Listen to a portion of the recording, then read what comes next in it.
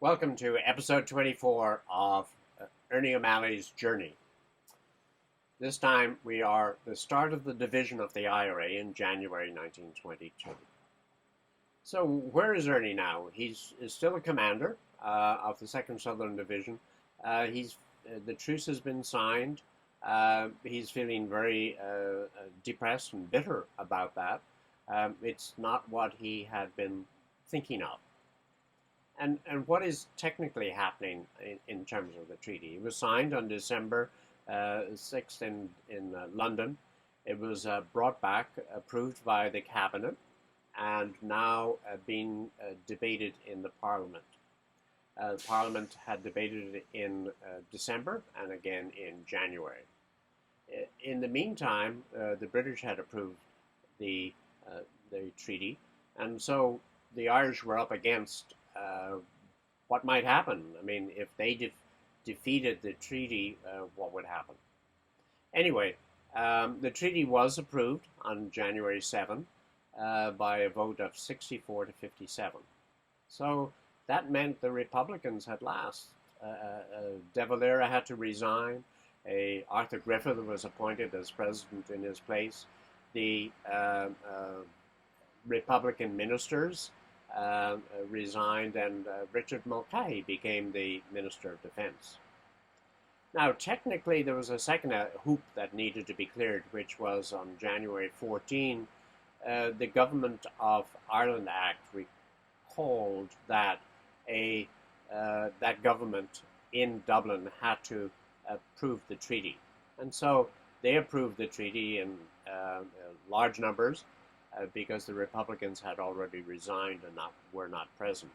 And that meeting of the Parliament approved the appointment of Michael Collins as the President of the Provisional Government of Ireland. So the Provisional Government meant that they were able to run the government without a Parliament. The elections had to be reinstituted, a new constitution had to be created, and the treaty provided that all of these needed to be in place within 1 year, and the new parliament would in effect be started in 1 year after the treaty. So where does my father feel, and what is happening amongst his friends in Dublin, former comrades? So he can see that there is a divide coming up. And he reports on that in the Singing Flame when he's talking with Ginger O'Connell, the Assistant Chief of Staff, right next to Mulcahy and Collins. And he's meeting him in a friend's house. "We're talking about the army," says Ginger. "We'll be allowed to have 20,000 men." So that was it. He had solved his difficulties. The organization of the army was the most important question. "How will you build it up?" I said. "From the IRA," he said. "We expect to get a good battalion from the 2nd Southern for the Free State Army. Stout fellows in your area." I was silent. "How many men can you contribute?" "You'll have to fight in our area if you are false to your oath." Ginger's smile faded away. "That's where you'll meet with immediate and terrible war." Then I left the room.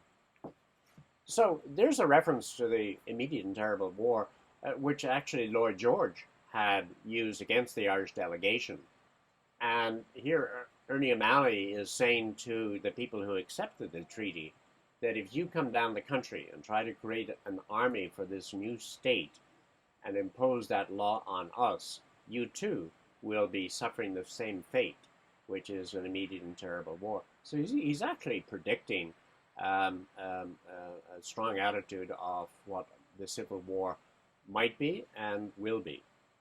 So he, after that meeting, he, needless to say, is in a fairly depressed state, and he walks out.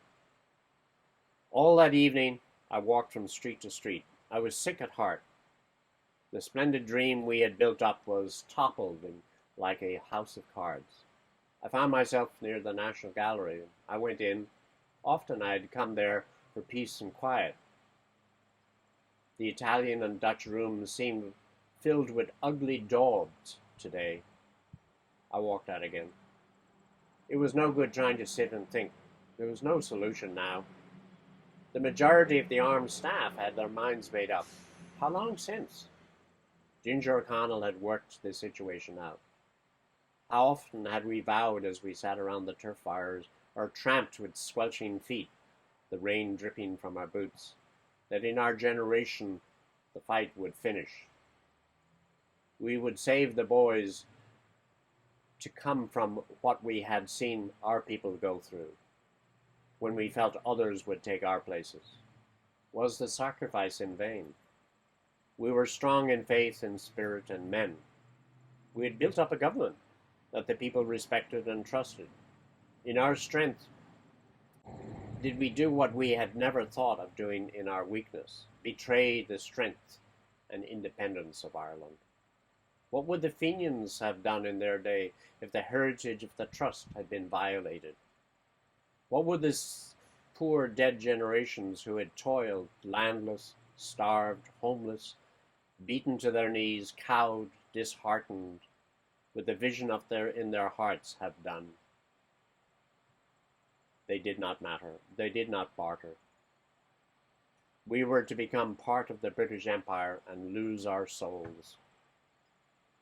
Next morning, I met Liam Mellows and told him that if document number 2 was put forward as an acceptable alternate to the treaty, I would withdraw the support I had given to De Valera. So that document number 2 was an important issue because De Valera, being a politician, was trying to create something which should support the Republican alternate to the treaty.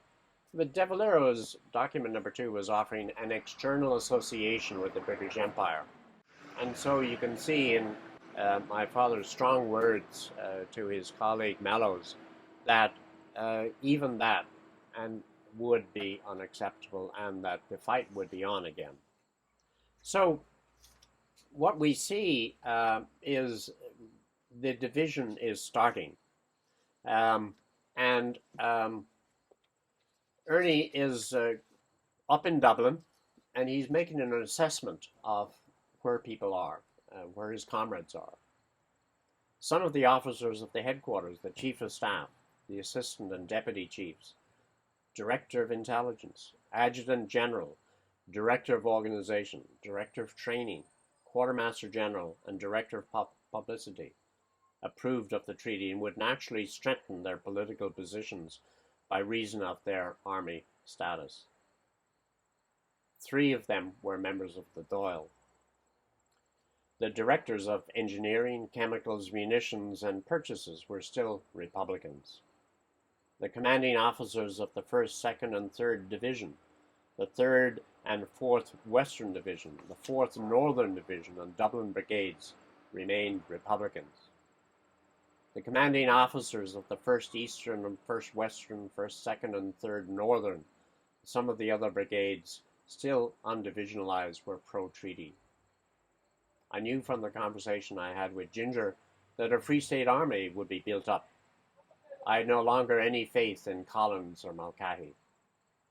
They would use the army for their purposes, and slowly our men would either be absorbed or would have to return to their farms and businesses.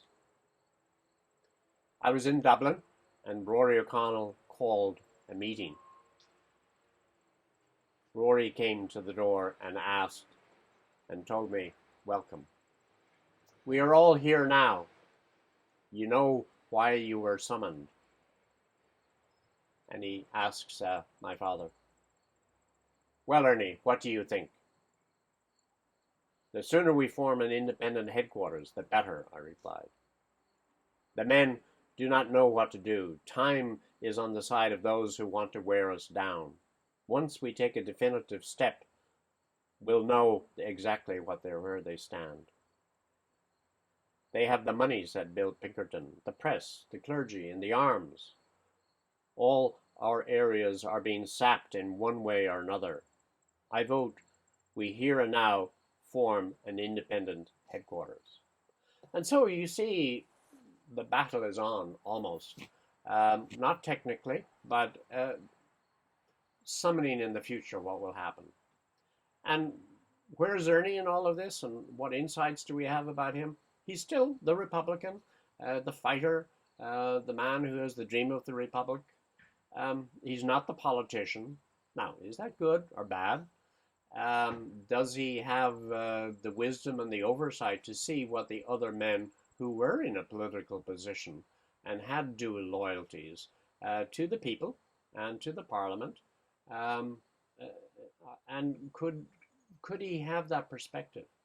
Well, now, just in terms of where Collins was, and in terms of the collected information that the IRA headquarters staff had when they called for a truce in the first place, they were aware that the ammunition and the arms available to the IRA would run out in due course. They recognized that if, in fact, a terrible new war started and 50,000 troops were brought over to Ireland, that they wouldn't have the ammunition and arms to fight them.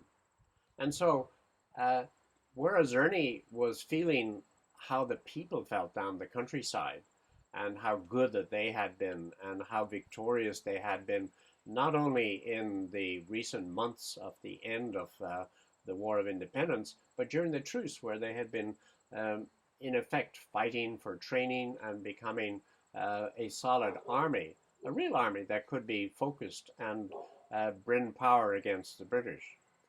Anyway, he was waning, and the spirit which he had was very depressed. But what's going to happen, and we'll see in this next episode next month, is continued division within the IRA.